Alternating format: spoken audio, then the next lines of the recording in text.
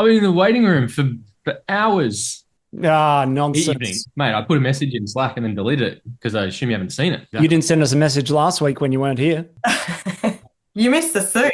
Well, I saw the suit. Yes. Jack O'Brien's not here and all dressed up and nowhere to go. Back in the usual garb today. You've gone for the puffer jacket. It's a real Oh. downgrade from a blazer. No, I just figured uniform reflects the significance of this podcast. He's had a week off and the standards have already dropped. G'day, good people. Welcome to the Grow Your Clinic podcast by Clinic Mastery. Here's what's coming up inside of this episode. Let's talk about losing your favorite team members. Think of your pathways like the display homes. Can we customize it for my block of land? As the clinic owner, different things matter to you. Same is true of your team. In our clinic, we have pathways where people's roles are already changing before we're looking at what others might consider to be a career progression. Just send an email to ben@clinicmastery.com and we'll hook you up. Can you say Hannah, that slower, please, Ben? what? You're asking me to speak slower? E-N. This is private practice. It's a meritocracy, baby, and you got to make it work. And you get out what you put in. This episode will be right up your alley. If you're looking to retain your top team members, we're diving into the art of designing career pathways. Plus, stick around for when Jack drops a gem on how a display home package unlocked a simple yet impactful place for defining your career pathways. Before we dive in, today's episode is brought to you by allieclinics.com. If you're the kind of clinic owner who loves to feel organized and stay ahead of the chaos, you'll love Allie. Think of it as your digital clone. It's the single source of truth for all your clinic's policies, systems, and training. Test it for free at allieclinics.com. And in other news, applications are now open to work with us one-on-one at Clinic Mastery. If you want support to grow your clinic and bring your vision to life, just email hello@clinicmastery.com with the subject line podcast and we'll line up a time to chat. All right, let's get into the episode. We might as well crack into it. This is episode 305. This is coffee number 3 for me today. What's your count, JOB? Yep, coffee number 4 today. 4. You're flying, Hannah. I don't drink coffee, mate. How did this not come up in the screening for getting Yes. on the pod? Yeah, Hannah will be Oh, unavailable mate, for the next for future episodes. Oh, that's a sore topic. Anyway, if you're new to the podcast, welcome. Did you know that over 1,000 clinic owners just like you tune into the show for the latest news, big ideas, maybe occasionally some coffee tips, maybe some parenting tips? I don't know. Not from me, at least.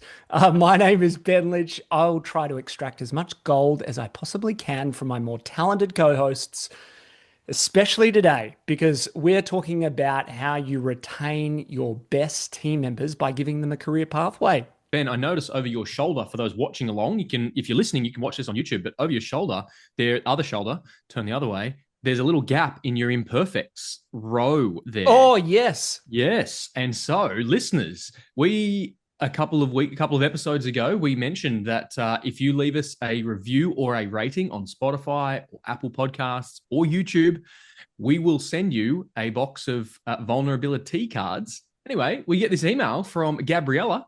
She says, "Hi, just gave your podcast 5 stars on Spotify. Not just for the free cards, but also because I'm loving the podcast. That said," Yay.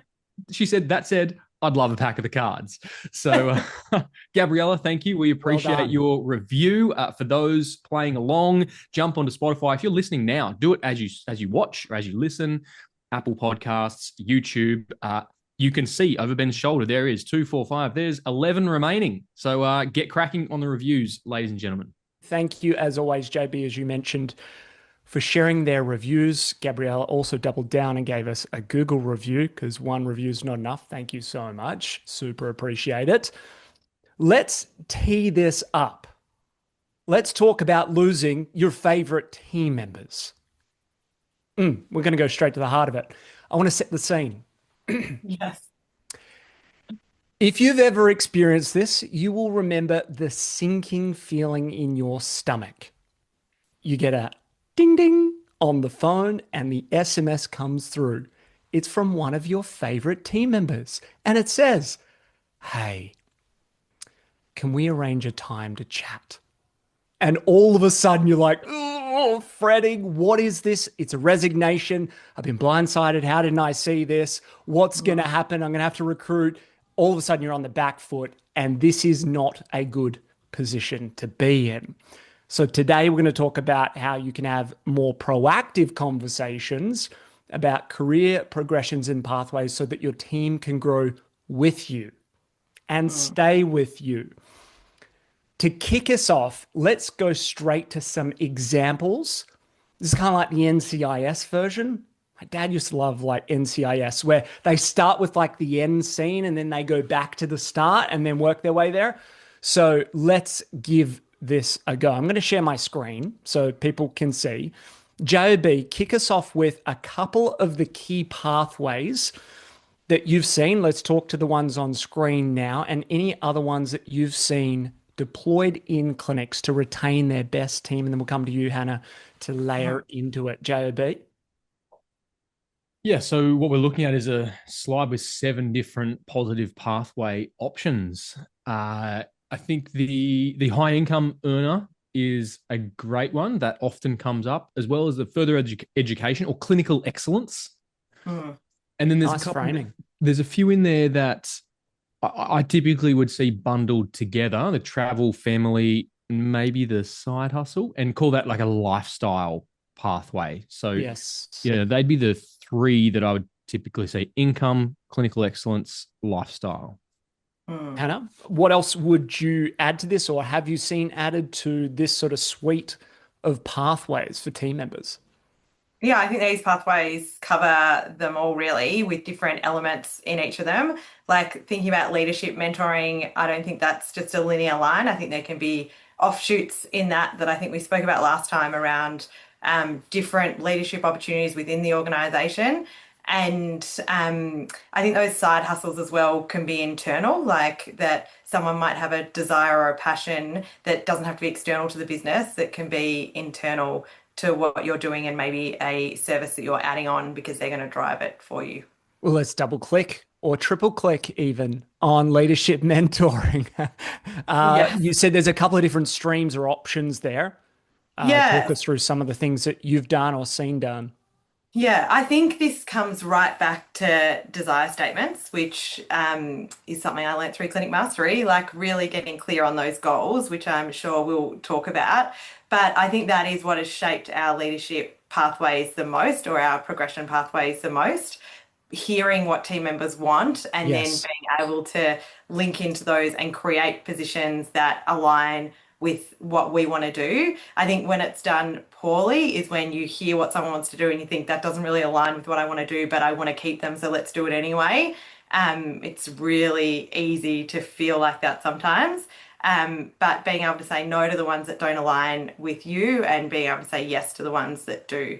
So an example of that that comes to mind is we had a team member who really wanted us to do retreats. It was something that I was like, yes, we should do retreats and it's on my radar, but I just don't know how to do them essentially. And the 3 of us spoke to how we now do retreats on an episode a couple of weeks ago or 2 weeks ago.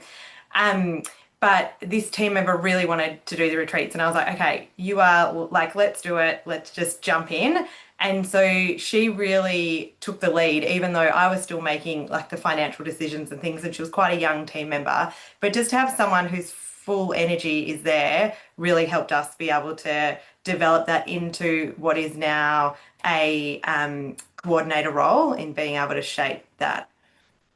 Nice. JB, Anna raises a good point around you want to retain the team member, but we've so often seen clinic owners create a rod for their own back and make a really unprofitable decision in the long term, put themselves in an awkward spot financially, operationally, by creating this role out of thin air to retain someone, and they haven't really thought through the second and third order consequences.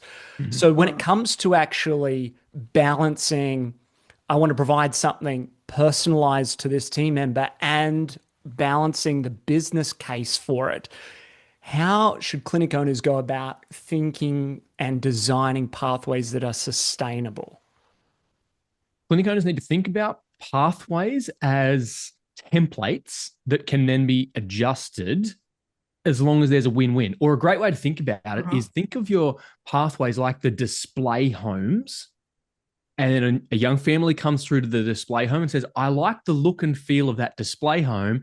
Can we customize it for my block of land? This was inspired by a conversation I had with an architect who works at a display home company. And I think it's a great analogy because our pathways, you might have 3 or 4 display home type pathways at your clinic, and you can customize bits and pieces and facades for each individual team member. And you should, because this isn't about having cookie cutter pathways, but we can't completely re-engineer a different brand of display home, if that makes sense. And so you might have, I think of it often like riverbanks. And so a river can take different forms, but the riverbanks give it direction and give it perimeter, if that makes sense. So maybe that's a way to think about it, Ben. Does the display home analogy resonate for you? You're coming in hot with the metaphors, the analogies here. This is thinking fantastic. about this. This is prepared. I haven't had the display home analogy before, but I think it's a great one. I like it. Yeah, it's good. Because what I see with clinic owners, right, is they go, my team members don't fit my pathways. It's like, well, your pathways are too rigid. Or it goes the other way and they say, I've got this team member who wants to do X, Y, Z. Should I create a role for them? And like you mentioned, you end up creating not a role, but a rod for your own back. And so it's not absence of pathways, nor is it rigidity of pathways. It's a display home model of pathways. And it was said to me that you've got to think about the pathway. If that person left, if that was still something that you would want to continue down the path of, because you don't want to get 6 months down a pathway and have that person leave and then need to fill that spot or completely abandon something you've put a lot of work into. Yeah, spot on. I think also there's a key principle, and this is probably inspired by or borrowed from David Dugan, Ben, one of our mentors at one time. And as clinic owners, we need to have a vision for the career of our team that is greater than they have for themselves. And so oftentimes clinicians, therapists, struggle to have a big vision for their career. We need to be 2, 3, 5 years ahead of their vision for themselves so that we can begin with the end in mind, or as Daniel Gibbs often says, start with the last post first and reverse engineer tactically, strategically to make sure we're heading in the right direction. And sometimes we've got to direct that ship. Hannah, to your point on desire statements, the first couple of times you do a desire statement with a practitioner, they got no idea what to say. Yeah. And so we have to really facilitate and riverbank the conversation, right? Well, let's go into that, the desire statement side of things. Let's expand and explain it a little bit more, Jack. You've done some work recently using some great AI tools to help people write really impactful, compelling visions for the future. But describe what it is and how to get the best possible outcome. Yes, we created a custom GPT trained on the Clinic Mastery way and method for our clients at the retreat only a week or 2 ago, and subsequently they could use it for their practitioners, team members as well. It's super powerful for our members only, but stay tuned on that. Essentially, a desire statement is a written document that helps you articulate what you want your life to look like in the future. And that timeline is typically in the 3 to 5 year window across 6 to 8 different domains of your life. What do you want your life to look like? And we express it in a desire that is in the future present tense. So as a brief example, perhaps that's in and around health and finance. And my desire statement might say, I have completed a half Ironman triathlon and I am able to hit a power target on my bike, and I weigh X kilos, and I invest in my health by getting a massage once a fortnight and a float tank once a fortnight. That's my desire statement. That's not my current reality, but that's the future reality I want. And we express that across, multiple different domains of life. And we tend to look at sort of 3 to 5 year timeframes. That's right, because it's far enough that we can get imaginative, but not too far away that it's too abstract. Yes. Yeah. That's a really good point. And so, Hannah, let's talk about the career element of the desire statement. Yes. when you've had experience helping therapists, team members write the career part, what have you found really useful or great examples of the things that they include when writing that desire statement? Yeah, I think one thing just to touch on before the careers part is just that people or directors will say to us, but my team don't want to talk about their personal life or what's happening there. Great And it's point. really important to say to them, like, we recognize you as a whole person. You're not just your job. We're just one element of that. And we want to be able to support you to achieve X, Y, and Z, whatever it is, whether that's linking it back to finance to say that this is where the finance comes, or I'm sure, Jack, you've got lots of examples of how to link that for clinicians and directors. Um, Just on in that, regard, Hannah, sorry yeah, to disrupt your flow, no, no, and no. we'll come to that. A reasonable parallel is the fact that when a patient comes in, we're trying to understand their problem in the context of their life so that we Yeah. can design meaningful goals and milestones for their progression, right? Mhm. Same is true in this context is we're trying to understand more about the person that's on the team beyond Mm, just the four walls of the clinic. So absolutely. that's what we're trying to do. And you can use that as a reference point. And I always say to people, especially in their first time, feel welcome to share as much or as little as you like. The more specific we are, the more practical I can be in supporting you to make progress. So Yeah. let's start, and it normally takes a few iterations for us to progress, right? So I think that's a really meaningful way for us to begin. And Mm, if they know what good or great looks like, here's an example, then they can actually work towards that. Otherwise, it becomes like a singular sentence. To your point, Jack, it's like, mm. I'm fit and healthy, rather Yeah. than some of those other details. So, Hannah, Mhm. let's go back to the career section side of Mm, things. We're looking at, oh, there we go. Thumbs up, yeah. JB. He's got the emojis on. I like Yeah. that.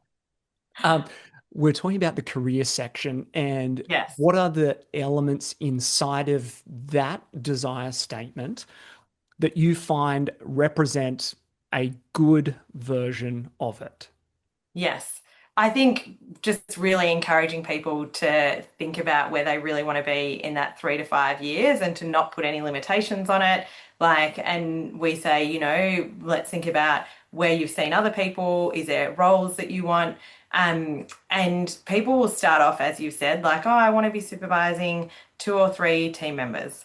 And you're like, okay, well, what does that role look like? What sort of portion of your role is clinical versus what's not? Is there a particular area you want to focus in on? For some of our team, it's been that, I want 100% physical clients, or I want to work with the under twos, or I really like having a general caseload, but I'm more interested in focusing on the PD element and being able to support the team in PD.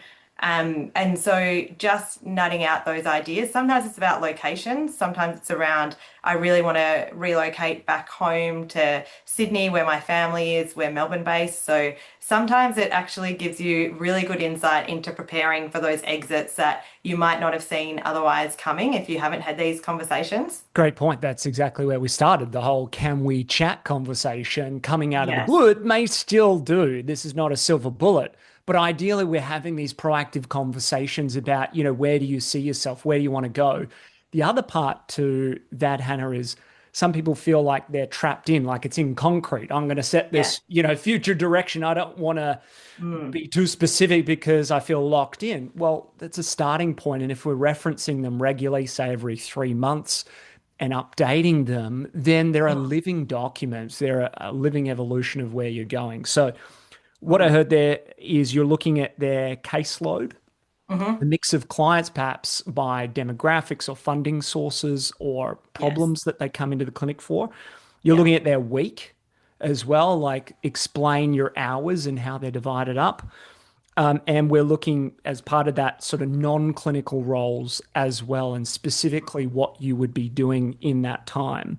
I think CPD is another good one. Like, what areas do you want to build competency in or new Mm. capabilities to add is also good. JB, are there any other parts to the clinical or career side that you would add this to make sure that clinic owners and then by extension practitioners especially Mm. feel like they've got a compelling future that's designed for their career?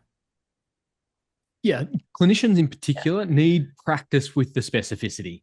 to your point, they often lead with, I want to be fulfilled in my role as a therapist. That's a great place to start, and that's okay, but we're going to get more practical. So to answer your question, I think specifically clinicians and therapists can get really granular with how they want to be better clinically. So I'd like to be confident or seen as an expert in X presentation or Y therapy, or I want to complete this level of study or certification. I want to be able to mentor young students or young therapists in X. And so get really granular around the types of presentations and the types of therapies that they're interested in. If they're motivated clinically, then let's get specific clinically. And therefore, we as clinic directors and owners can mentor and lead towards that. It's a really good point around being able to make the progression over time. So one of the key challenges I'm going to put to you is, should a therapist start their career progression on more than half a day a week or less? So should the first change in their career from clinical be more or less than half a day a week? There's a case for both sides, Ben. Yeah. You're asking us to bet one way. Sounds sore sitting on the fence. Okay. You go first, Hannah. You go first. I would say that in our clinic, from experience, we have pathways where people's roles are already changing before we're looking at what others might consider to be a career progression. So we already build that in, I think, in regards to in your first year, you have a general caseload. In your second year, you can have up to 20% that's specialised in an area. So we already have that a little bit built in. And then there's opportunities to do up to an hour of project work when you feel you're ready to do that, and that's guided by the individual. So there are some opportunities in which they can self-elect and do, and then it's not until they're already doing that hour of project work and already seeing about 20% of their caseload in their own area that we really start to look at what we would consider that career progression into an individualized area. So we're already sort of building that in a little bit. And so then for us, it would be maybe like a couple of hours a week that we'd be looking at, but probably not half a day to start with. So even less than half a day. Yeah. To start with. Okay, really interesting. Jack, I'm going to come to you in a moment to get your response. But Hannah, on the project piece, do you determine what projects they work on in their pathways or portfolios, or is it determined by the individual? It used to be like really determined by the individual, and we found that there were some projects that probably weren't as aligned. It's now about them bringing something to us that they feel is an opportunity that we could be doing something about that they have noticed, or they might ask to join a project that someone else is already working on that could do with some support. Okay. So I definitely want it to be an area of interest for them, but it also needs to align with the clinic values. So they typically present to you, here's some things that I'd like to work on, and then they're essentially seeking your approval to do so. Yes. Do you provide them with maybe a suite of, here are some potential projects that we want to do this quarter or this year, and you can find the one that interests you the most? Have you done that method? We have done that.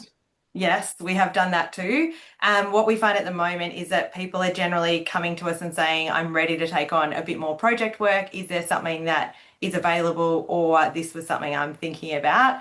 We did used to have a list, and we just found that people were working more finding things themselves, and so it became a bit outdated very quickly. So they're taking it to their mentor, and then their mentor's bringing it to a team leader meeting. Okay, nice. Jack, back to the half day, more or less as a starting point for a progression for someone. Where do you sit? If I had to bet one way or the other, I'd say therapists should progress their career or adjust their role less than half a day a week. Now, the case for the other way, if you were to transition more than half a day a week of their role, I get it in one sense because it helps them get the reps in and allocate a larger chunk of time for deliberate practice and execution. However, by and large, I see that go wrong because the clinic loses the commerciality of that therapist seeing patients. Such a key part of a therapist role is delivering exceptional client experiences for their patients. And if we take more than 10% of their clinical capacity away, which is half a day a week, 10%, if we take away 10%, sometimes for many practitioners, they're unable to make their break-even point. They're unable to be profitable. And typically, Ben, most practitioners have half a day a week already available somewhere in their week. No one is 100% utilized. And so there's always time somewhere, but we need to keep our eyes fixed on the commercial sustainability of our clinicians' roles. We can't all do non-client facing things for large chunks of our week. Otherwise, we won't see any clients, or we won't face any clients. Really great point on the calculation side, the sustainability side. Let's go a little bit further. You are the lover of data, of all things spreadsheets. So how do you help a clinic owner determine what is sustainable for the career pathways and progressions of their team? There's a number of different ways to think about sustainability and pathways, beginning with that framework of let's talk about your week. Let's assume you're full-time and you're 38 hours and you're, let's say 2/3 utilized. So you might be seeing patients for, 24, 25, 26 hours out of your week. That's typically about 66%. And so let's talk about the other 12 hours of your week. What's involved in that? And perhaps we can maximize that. So we don't need to reduce any of your clinical capacity. What we can do is better utilize and capitalize on your existing non-clinical capacity. Now, those numbers I use are probably more specific to OT, speech, psych land.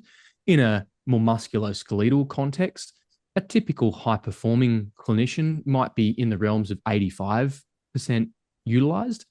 And so there's still 15% of their week that is perhaps white space in the diary or a bit gappy. Again, that is 4 to 6 hours a week that they have available that they're not seeing patients. So how can we best maximize that time in the first instance? And having this type of conversation with a therapist helps them to realize that they don't need to reduce their clinical capacity.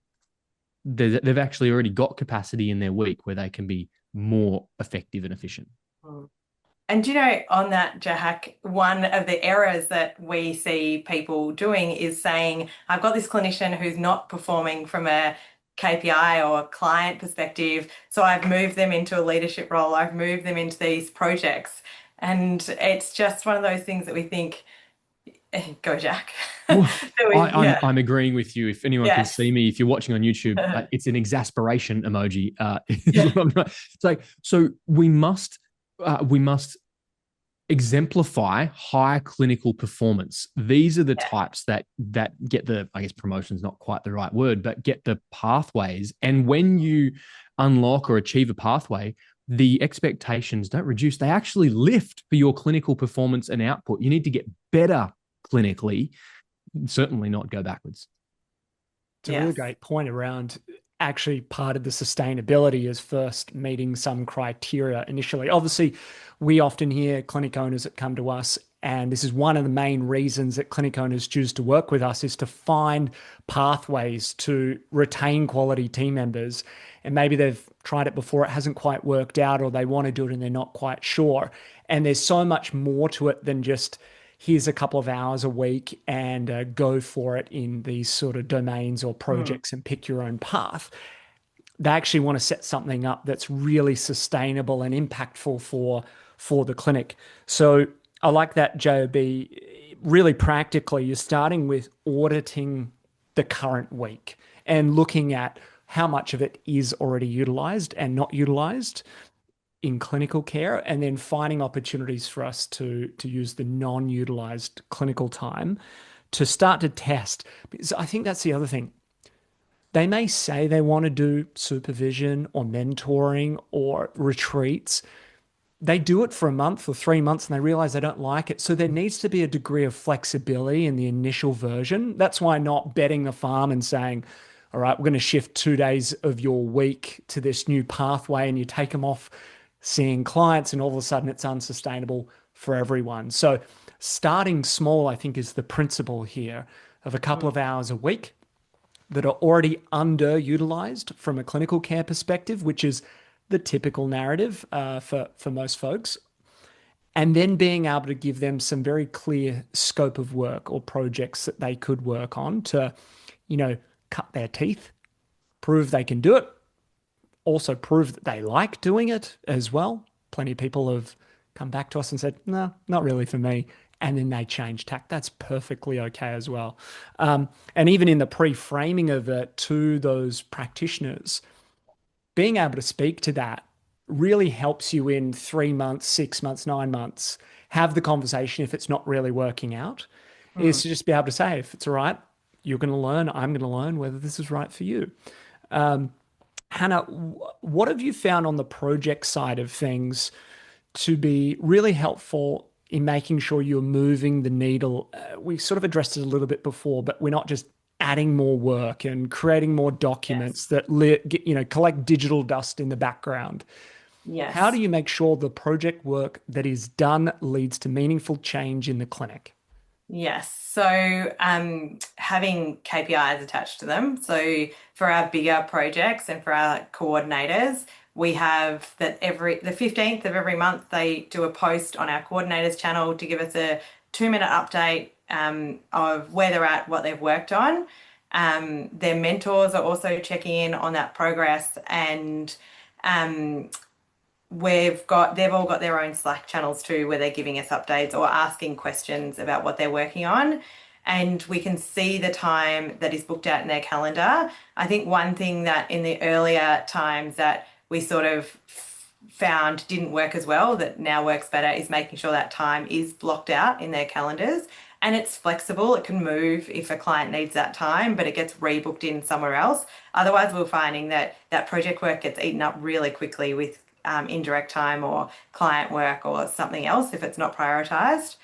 And we've had position descriptions written up for those bigger roles, and we have also given them like a 120-day plan almost, but a way to write out what their key projects are that they're working on, what the progress is, and what support they need.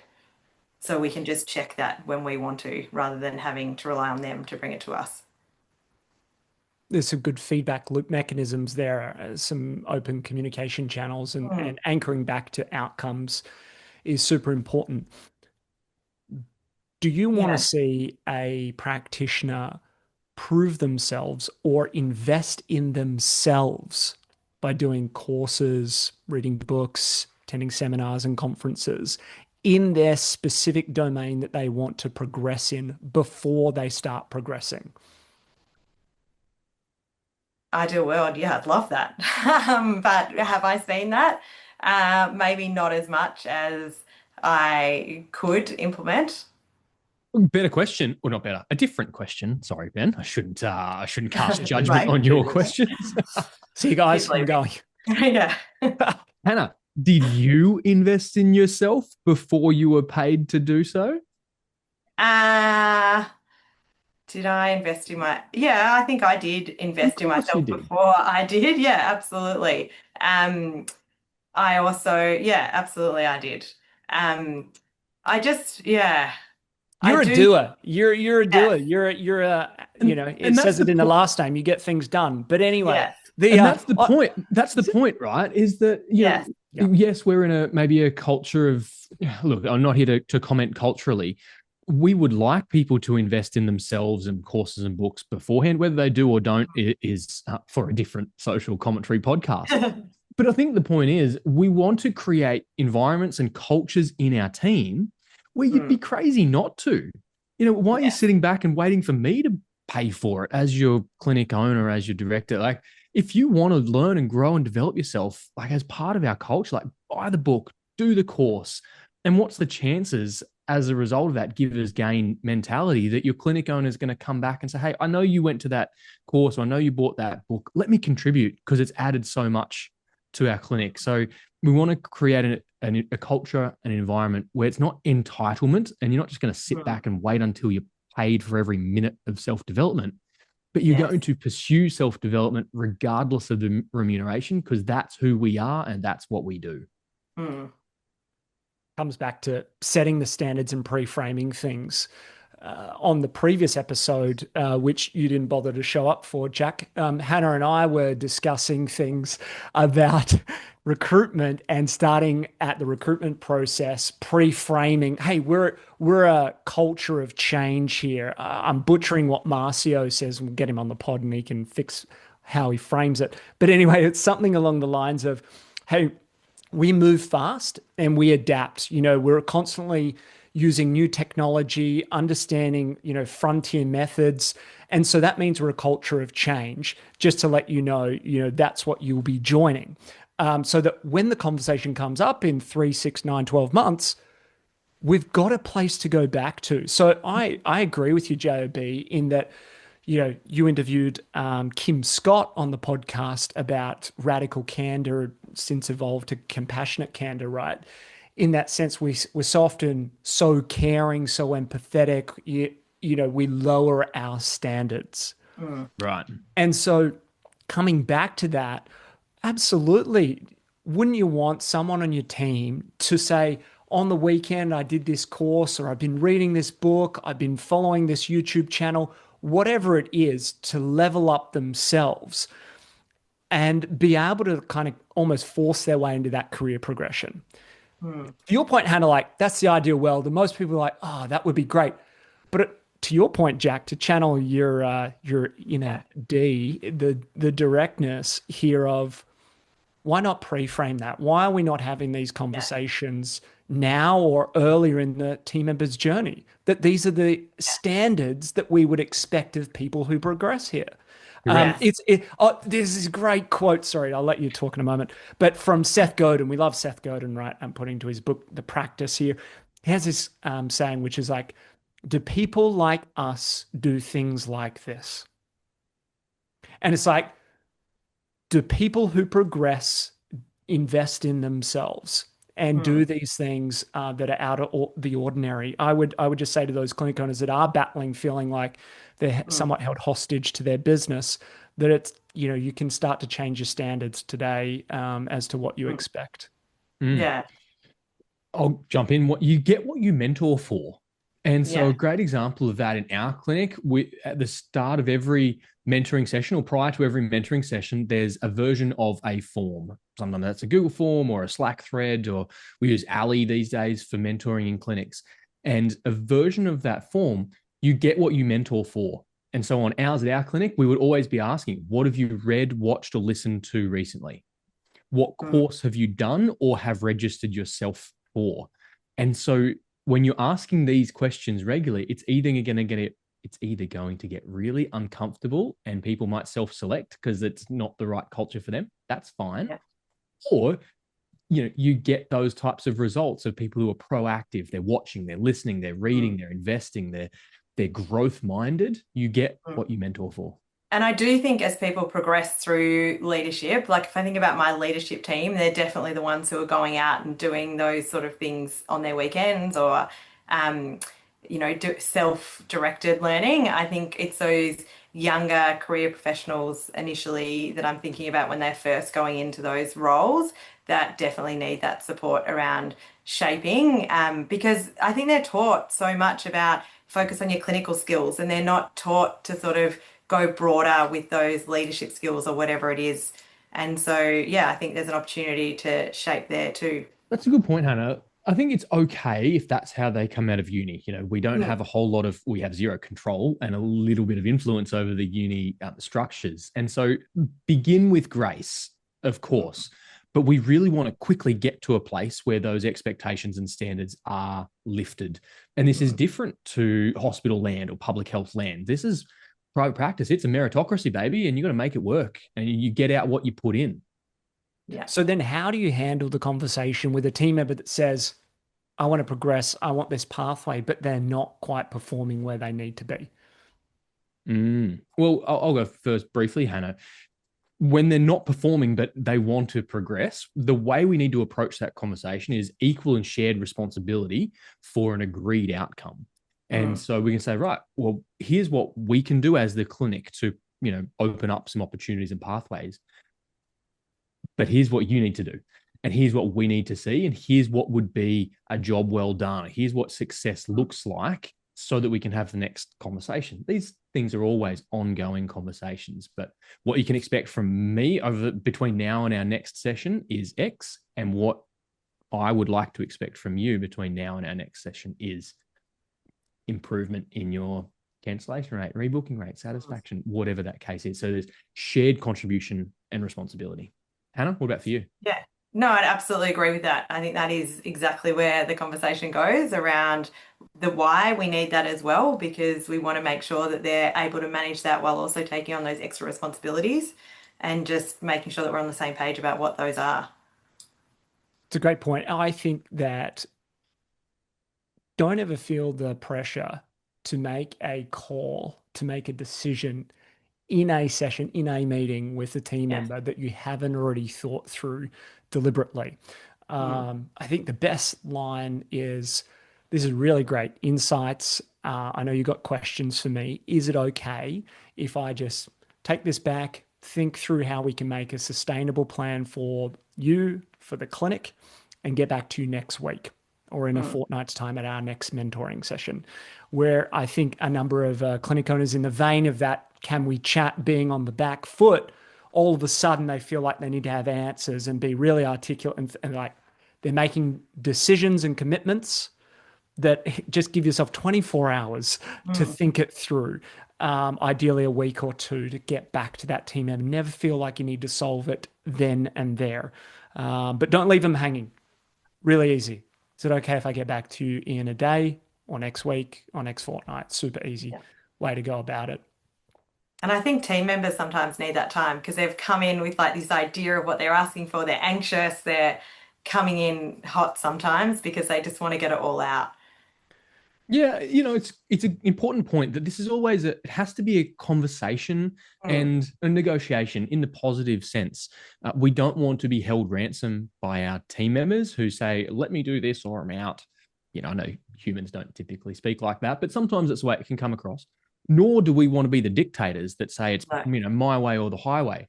It's got to be both. And so a couple of books that I would recommend, or, YouTube's podcasts, find the content out there, would be Never Split the Difference by Chris Voss, an I think he's FBI hostage negotiator. Yes. Never Split the Difference. I love Jefferson Fisher's new book, The Next Conversation. It is phenomenal about how to coming up in my feed recently. Yeah, he's my favorite Instagram follow. The Jefferson lawyer, Fisher, the attorney. Yes, he's a trial attorney. Yes, in like personal injury or workplace injury, right? Yeah, his questions. He's so insightful and in deflecting like confrontational conversations. So we need to get good at having a bit of volley and tennis with our team members around like, yes, that's a great idea. And I was thinking this, and what if we did that? And again, multiple conversations. You don't need to be held ransom, nor do you need to be a dictator. We need to learn the art of engineering conversations that get mutually agreed and beneficial outcomes. I like that. When is the right time then to bring in the structure of, say, a unique position description that's different from their practitioner position description, and you're starting to formalize, these are the expectations I have of you in the marketing role, in the mentoring role, in the operations role, etc.? When do you start to formalize that with a unique position description and expectations, Hannah? At the beginning. As soon as possible. Right from the start? Right from the start, in sitting down and just saying, like, this will evolve. Like, this is where we're at the moment. This is a new role, something we're introducing. This is where we're starting. Let's come back together in 6 weeks, 8 weeks, whatever the period of time is, and we'll review how they're going. I think just being really transparent about the fact that it's new for you, it's new for them, and you're doing your best to give them some structure. I agree. And it's okay to have layers of specificity as well. So in context at our clinic, we would have, I'll say, pathways and desire statements would be kind of one level of specificity. A generic position description or I'll say broad position description, the next layer. And then, your specific employment agreement is the final layer. And in that employment agreement is those explicit KPIs and expectations. And so we kind of, over time, refine these docs and get more and more granular until we find the exact position description for the human in front of us. So JOB, how does a clinic avoid becoming top heavy with too many hours allocated to projects and portfolios and not enough on doing the main business, which is serving and seeing patients? Do you have any ratios or benchmarks or dashboarding tools? Anything that a clinic owner could use as a reference point to make sure that they're not getting top heavy?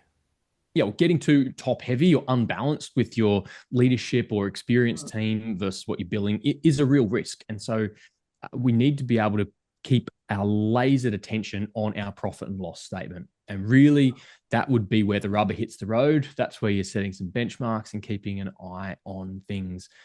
We want to make sure that our COGS, or cost of sales, however you want to frame that, ideally, well, is as cost effective as possible. It's a broad range with various allied health professions, somewhere between 40 and 55%, give or take.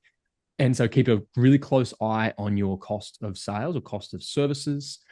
And then we want to look at maybe some human ratios. Hannah, you might be able to speak to, leaders to therapists type ratios or equivalent. Paying super close attention to your profitability, Ben, is ultimately the measure, and optimizing each and every expense category to remain profitable. And just before I go to you, Hannah, JOB, do you recommend people are separating out those salaries? So, for X amount of time, it is going into the line item that is around, being a practitioner. And then we've got a separate section. Can you just talk to that for those that are listening in that really do want to track this with a high degree of specificity?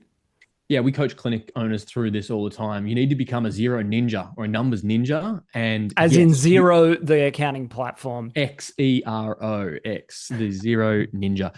And so what that looks like is you can apportion percentages of someone's salary to different line items in Xero. So to use the example before, it might be that a person, 90% of their salary goes to therapist salaries and wages, and 10% of their salary goes to clinical leadership as a team category. And so what that looks like practically in your Xero is the therapist salaries and wages is a part of your cost of sales or cost of services. And the salaries for clinical leadership, team leadership, is an operational expense below the gross profit line. And even in that is the distinction of separating therapist and admin wages. Typically, default Xero layout is all wages are going into wages. You've got to change that. Change that quick, smart. You must separate out your therapist and admin, and then you must further separate your therapists from their patient-facing time to their leadership-facing time. Very soon, we will do an episode on the Xero profit and loss. We'll probably lose 90% of the audience because it's as dry can be, as the South Australian outback. Tell you what, but it is so useful. Right. Yes, that's right. It's profitable, and profitable ain't dry. Profitable is exciting. Yeah, I know. We're going to have to, up our coffee game for that episode. At least I will. But anyway, Hannah, the question was around helping clinic owners find that balance of sustainability, making sure they don't get too top heavy. Any benchmarks, tools, calculations that you use or you've seen clinics use to make sure that they're running a sustainable pathway? No. Yes. I really think it depends on the clinic itself and those rolling break evens and your profit and loss and what you can afford. So we did pull it all back recently. We've got 2 mentors for 24 team members, and some would say that's not enough, but Belinda has a huge percentage of those members and doesn't do a lot of clinical work herself. And so I think it depends on the setup of what you've got and who is doing your mentoring, who is doing your projects, how much involvement you have as the director as well, whether you're stepping back totally. I do think it depends on, your rolling break evens. And it's such a good point, Hannah, because, we talk at length about your version of success. It's different for everyone. Not only are business models different and different industries are different. That's stating the bleeding obvious, Ben. But anyway, the fact is your version of success is different. And at any one time, as the clinic owner, different things matter to you. Same is true of your team. For instance, you might not be trying to absolutely create a cash cow of profitability because you're juggling your own health challenges and actually you need time to address that. And so what matters most to you is that there's less operational reliance on you and you're happy to pay team members to do so, just to use an example. But then there are other periods of time where you're working maybe towards an exit in the next few years and you want to get the ship running beautifully so you get a great valuation and insert anything in between there. So we kind of open this conversation around desire statements for our team members, defining their pathways. Perhaps the most important team member is you, the clinic owner. What do you want? Where do you see yourself in the next 3 to 5 years? And what matters to you specifically? Because I think that is part of figuring out what does the business need, what needs to be taken off of your plate to make it a sustainable journey for you, the clinic owner. Because if it's not, no one gets the support or help or the workplace that they need and deserve as you grow. Well, as we come to a close here, we've covered a number of different areas around sustainable pathways. If there was a key message that you had for clinic owners listening into this who are about to start on their journey of offering career pathways to retain their talented team, what would that be? JOB, you got a big smirk on your face. Yeah, I think your job is one of your key jobs is to make sure we nurture and retain great people. The cost of recruitment is high and getting higher. And so the effort and investment on retention pays an ROI. It is worth doing. It is absolutely worth doing. You need to become not only a numbers ninja, but you need to become a ninja at architecting careers for your team. You know, we talk about going from year to career and really intentionally designing pathways unique to each of your individual practitioners. So like get excited about creating win-win outcomes for practitioners that sees them stay and stick and love being a part of your team beyond 2, 3, 5 years. I know I went through a season for me and I got like viscerally frustrated and angry that the average life career span of a physio is like 7 to 8 years. I'm like, that stops with me. I'm going to have 10-year physios, you know, like how do I build it? How do I create something out of nothing? So we as clinic owners need to get fired up about this because literally the future of your clinic depends on your ability to retain and nurture great humans. And I would follow on from that. I'd just say be proactive rather than reactive to creating those pathways. Like get in there, get those desire statements, understand your team, listen to what they want, while also knowing that you are creating incredible pathways before it comes to a conversation of I want more. Perfect way to tie it all up, Hannah. My encouragement is where we started today's episode, is you receiving the message, hey, can we chat? I challenge the clinic owners listening to be the sender, not the recipient of that message. Get on the front foot, send your team members a message, say, can we chat? I want to talk about where we're going together. Well, another episode in the can.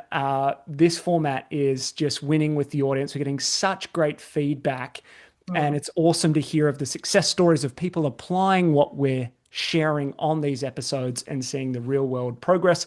If you would like to work with us one-on-one, please send us a message. Just send an email to ben@clinicmastery.com and we'll hook you up. Can you say that slower, please, Ben? What? You're asking me to speak slower? E-E-N. Yes, please. Gee whiz, they are some words I never thought I would hear. Can you, Ben, speak slower? Ben at clinicmastery.com. That's Ben at clinicmastery.com. Send me an email. We can arrange a time to speak. and help you grow your clinic sustainably. I think JB? so. If you're listening to this and you have a colleague who has recently lost a team member or is frustrated with their team, forward this episode on. We want to get this in the hands of frustrated clinic owners so that we can collectively rise the tide and make sure clinic owners are excited about pathways for their team members. Love it.